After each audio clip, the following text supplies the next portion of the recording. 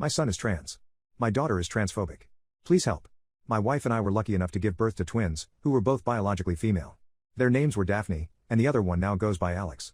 Alex came out as a trans man recently. Since he is 12 and pre-puberty, we have been meeting with a lot of doctors to figure out whether puberty blockers are safe, what physical and mental health services are available, and overall what we as a family can do to make Alex feel welcome.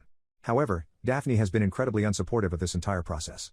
I think Daphne either misses having a twin sister or that she doesn't like the attention Alex is now getting, but she rolls her eyes whenever Alex mentions being trans and constantly tries to point out that this isn't a big deal at all. She has told my wife repeatedly that she thinks Alex is just doing this for the attention and that if Alex wasn't so liberal and brainwashed by the left, this wouldn't be an issue at all. Obviously, with a literal embodiment of the right and the left living together in our house, and in the same room, to boot, things have become extremely intense. After one particularly dire fight, both Alex and Daphne declared that they would not eat dinner with the family if the other sibling was present. My wife and I are both stumped and scared. We have no idea how to handle this. As of right now, we're splitting parenting so that one of us is always with one of our children so we can talk to them individually to see how they feel, but I can feel the mental health of both my children declining. I also know that what we're doing isn't a long-term solution, but I can't fathom what other options I have. What do you think? Am I the a-hole for applying to the same job as my friend? My friend and I both work in the same niche field of anthropology.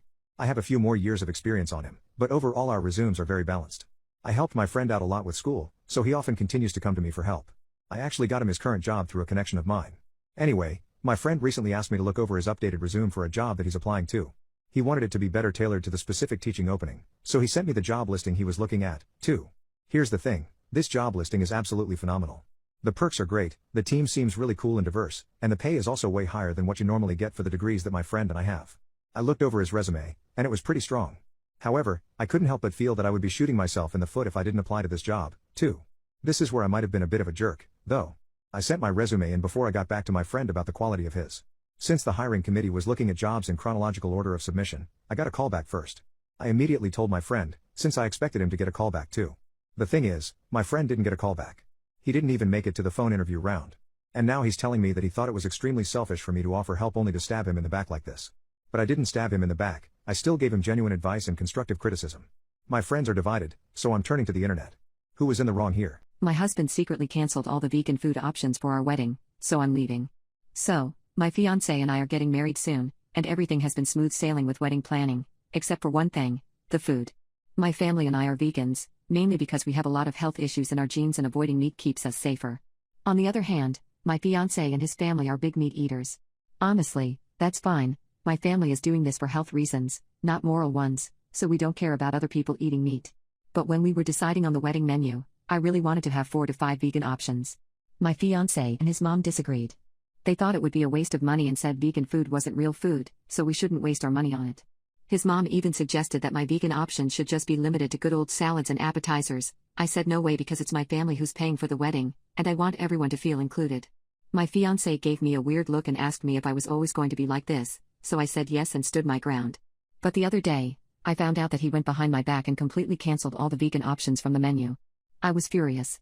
I tried calling him at work, but he kept hanging up. So I went to his office to confront him. He was shocked to see me there. At first, he blamed it on his mom, but then things got heated when we got home. He argued that I didn't listen to his thoughts and didn't consider his family's wishes, and that's why he went behind my back. He said it's his wedding too, not just my family's. But at this point, my family had heard about what happened and they were threatening to not pay for the wedding if there would be no food for them to eat. So, I put my foot down, for real this time. Go to part 2. My husband secretly canceled all the vegan food options for our wedding, so I'm leaving, part 2 of 2. After my husband went behind my entire family's back and canceled all the vegan food options for our wedding, I was stunned. He was blaming his mom at first, so I wasn't too furious, but eventually, he cracked and revealed that he completely supported her decision. I was stunned. This was coming after years of eating together, showing him my lifestyle, and getting him to understand that I was doing this for the sake of my long-term health. To hear that he didn't want my dietary choice present for one of the biggest days in my life was shocking. Finally, I got fed up. I asked my husband if he would rather I eat meat like him and pass away before the age of 40, like the meat eaters in my family, or if he wanted to live a long, fulfilling life with me where I happen to eat slightly different food. He tried to avoid the question, saying that he just wanted me to be normal. To me, though, that was enough of an answer. I called my parents and told them exactly what had happened. The first thing they asked me was whether I really wanted to marry this guy, and honestly, the answer was no. So, I returned the ring, had my parents call up all the caterers, planners, and other wedding and honeymoon services, and we canceled everything. A lot of money was lost, but tonight, we're going to a big vegan restaurant in the city to celebrate. My husband has been calling me nonstop, asking if I'm really going to not marry him over something so petty, but I'm done. I'm going to send him a picture of my vegan dinner tonight on Instagram, and then I'll be blocking him for life. Good riddance. Psychö EX shows up at my work? Good luck ever getting a job in this city again. For around a year and a half, I was in a really tense relationship with a woman who basically made it seem like she hated me. I tried to break up with her multiple times, but she always threatened to ruin my life in different ways if I ever dared to leave her. Like, she threatened to sleep with my landlord so that I would be evicted. That sort of stuff. It was genuinely terrifying, but after 3 or 4 failed attempts to break up with her, I finally decided that the safest bet was doing the opposite. I turned into a bit of a jerk. Whenever we went out to dinner, I made sure to pay and do whatever I had to objectively keep her happy, but I spent the whole time complaining about stupid stuff. I often took pieces of her favorite food and ate them. I gave her crappy gifts. I did whatever I could to make her want to break up with me, so that I could finally pretend to accept it when the time came and move on. Well, that sort of worked. After a certain point, my ex just stopped texting me. It's been 3 months since we last spoke. But yesterday, she showed up at my work. I was stunned. Apparently, it was our anniversary, and she had surprised me with a reservation. She even had a gift, which was sort of sweet, except for the fact that she screamed when she saw that I had a female coworker with me. And I'm not talking about a little shriek. She went full hyena, screaming at the woman I was talking with, accusing me of cheating on her. I was shocked because, 1, I barely knew the coworker I was with, and 2, I had no clue my ex still believed I was in a relationship with her. She wasn't ready for what I did next. Go to part 2. Psychö EX shows up at my work? Good luck ever getting a job in this city again, part 2 of 2. After we ghosted each other for months, I was relieved to think that my relationship with my ex was finally over. It was really stressful to have her full-on refuse to accept my attempts to break us up, but I really let my guard down after 3 months of ghosting had passed. When my ex showed up at my work on the day of our anniversary and started screaming at me for cheating on her with a random female coworker I was speaking with, though, security quickly intervened. The first thing they tried to do was tell me that I needed to take my girlfriend out of the office and speak to her privately, because her hyena screeching was definitely disrupting business meetings that were going on upstairs. That's when I saw my opportunity. I looked at the security guard, looked at my Psychö EX, and said, I don't know who this woman is. It was a really low blow, but I could not deal with my ex trying to sink her little talons into my life again after she had finally started to leave me alone. Moreover, this was my personal payback for the 4 times she threatened to sleep with my landlord to have me evicted when I tried to break up with her. As security was hauling her out, the chief executive officer of my company, who basically owns half the city, happened to be leaving. He didn't speak to me, but I saw him hang around until security threw her out, where he then got her name. I think my ex thought that the CEO was trying to come onto her or something when he asked for her name because she immediately started flirting, but I know that guy, and he's ruthless. I think she might have just ruined her own life, but, frankly, she deserves it. Good riddance. My mother-in-law stole my dog. The reason why was shocking. I have a crazy mother-in-law. She hated me from pretty much the moment she saw me, always believing that I wasn't good enough for her precious son. However, my husband loves me to the ends of the earth, so I always tried not to let it get to me. This time, though, she went too far. Basically, my husband is obsessed with animals. He once worked as a part-time groomer, and now, our house looks like a walk-in veterinarian's clinic. Among other animals, we have 3 dogs. My husband recently picked up the 3rd dog from a shelter, and she is a very scared, very sensitive creature. However, my husband's work had a retreat which he couldn't skip, so he left me in charge of all his animals. I work from home, so this wasn't much of an issue. I made sure to take extra care of the new puppy to make sure she felt safe and loved, and everything was fine until yesterday. The puppy disappeared. At first, I thought the puppy just got scared again. But when I checked her usual hiding spots, she was nowhere. I was terrified that she'd escaped. But the doors were locked and our yard is fenced. Despite there being absolutely nowhere the puppy could have possibly gone, I was horrified that I'd somehow lost the animal. So, I called my husband and told him the truth. I was hoping he would know what to do, but he just started shouting at me because he couldn't believe I would be so irresponsible, especially when the puppy was new to our home. Still panicking, I told my neighbors what had happened. The neighbor who lives across from me offered to check her cameras to see if we could find how and where the puppy left, but what she showed me was somehow worse than I ever expected. Go to part 2. My mother-in-law stole my dog. The reason why was shocking. Part 2 of 2. After my husband left me home alone with all our animals, including a new rescue puppy, I tried my best to be a responsible parent to all of them. But after the new puppy escaped, I realized that something was wrong, as the doors were all locked and our yard is fenced. I asked my neighbors for help in case they had seen the puppy, but no one saw anything. Except for one neighbor who hesitantly showed me footage that her front door camera had caught. I was stunned. The footage clearly showed my crazy mother-in-law entering the house with a key we gave her for emergencies. She then left my home with my terrified and squirming puppy in tow. I was furious. The first thing I did was forward the footage to my husband. The second thing I did was drive 3 hours to my mother-in-law's house. When she opened the door, I didn't even wait for her to speak, I just started shouting at her. I asked her how she could possibly think it was appropriate to literally steal my dog from me, when she knew it would cause nothing but anxiety, and by the time I was done lecturing, both her and her husband were sitting on the couch, terrified. That's when they meekly explained that they did this not to torment me or anything, but because they thought my husband would see me for the woman I really was if I lost his new rescue puppy. I must say, I went speechless at that. I finally just asked them where the heck the dog was. Apparently, they were keeping her downstairs. The poor girl was terrified when she saw me, but I was so relieved to see her again that I ignored my in-laws entirely and just drove home. I called my husband on the way and told him everything. We're going to be changing our lock soon and probably going no contact with his parents. Good riddance. I got my girlfriend addicted to drugs. Am I the a-hole if I go to her funeral? I used to be a drug dealer. During that time, I got together with a really beautiful, really kind girl named Stella who basically wanted to fix me.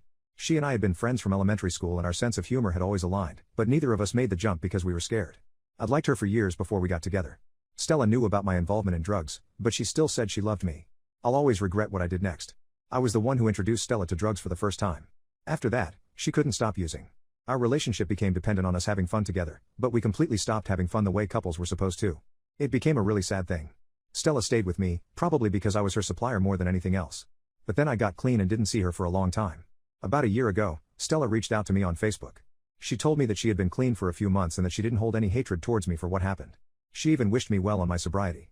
Last week, my sister called me and told me that she saw on Facebook that Stella had overdosed and there would be a funeral service on Thursday. I couldn't help but burst into tears upon hearing the news. I never wanted this to happen, and I carry so much guilt because of it. I want to attend Stella's funeral service, but I'm afraid that my presence might not be welcome. At most, I would quietly enter from the back, pay my respects, and then leave. But the thing is, I need to do this for myself. As Stella's ex-dealer, is it a bad idea for me to try to go to this funeral? Am I the asshole for telling my stepdaughter, "Hi hungry, I'm not your dad"? My stepdaughter, Marcy, was about a year old when I married her mom. Her dad passed away before she was born, and I loved and raised her, changing her diapers, helping potty train her, putting her to sleep. I love her from the bottom of my heart, and I also adopted her a long time ago. We are father and daughter in every way that could possibly matter. However, she is 15, and she's been rebellious about almost everything. She recently did something wrong in the house, so when I picked her up, I gave her a small punishment of not being allowed to go to a small party that was happening that weekend. For reference, this was a punishment that Marcy's mom and I both agreed on prior to this. Then Marcy said, "You're not my dad. I don't have to listen to you." It hurt me a little, but I know she didn't mean it and she'll probably change. So I just replied, "I'm still your legal guardian for the next 3 years, and as long as you're living in my house, you have to follow my rules." That happened about 2 days ago. It turns out that Marcy snuck out and ended up going to the party anyway, which has increased tensions in our house. Marcy's mom and I are still figuring out what to do.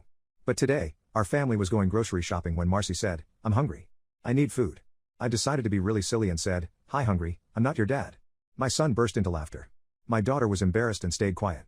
And my wife scolded me, saying, "Don't stoop down to her level." I thought it was just a funny dad joke, and my son agreed.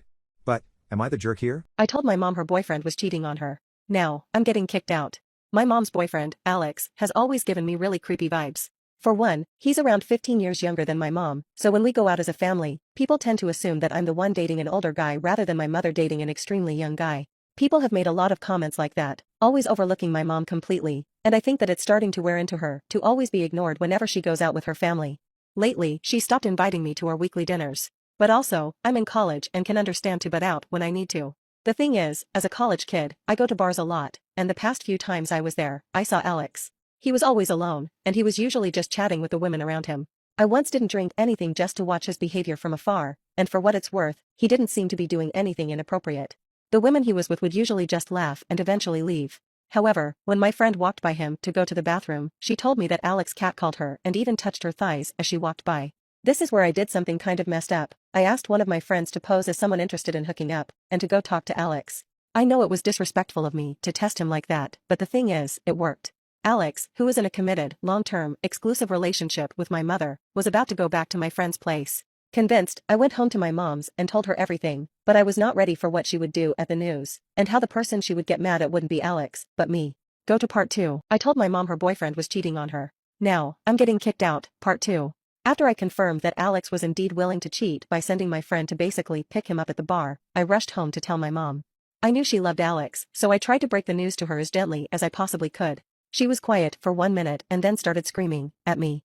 She called me a loose, easy girl for trying to spy on her boyfriend instead of chasing after my own romantic prospects. She also accused me of trying to ruin her relationship with Alex so that I could take him for myself, saying that she knew I was into him. I told her that this was obviously ridiculous, and that I had my own boyfriend for much of the time she and Alex had been dating, but she started describing the outfits I wore on our family dates, which were simple, perfectly appropriate dresses, and said that I was obviously dressing up nice just to make her seem ugly by comparison. She even told me that dyeing my hair was just for Alex's attention. I was stunned and told my mother that regardless of what she thinks of me, her precious boyfriend is clearly not invested in their relationship and that she needs to do some serious thinking. She then said, "I don't need to do any thinking. The only thing I need to do is get rid of you." And then she plainly told me that she didn't want to financially support a hussy like me. Long story short, this is the last college semester she's paying for, and if I ever talk to Alex again, she's going to post all over Facebook to tell the rest of our family about what a tramp I am. I'm stunned, confused, and shocked. I don't even know what to say to my mom to change her mind, or if it's worth speaking and trying to keep connecting to her when she clearly has severe issues. Thoughts?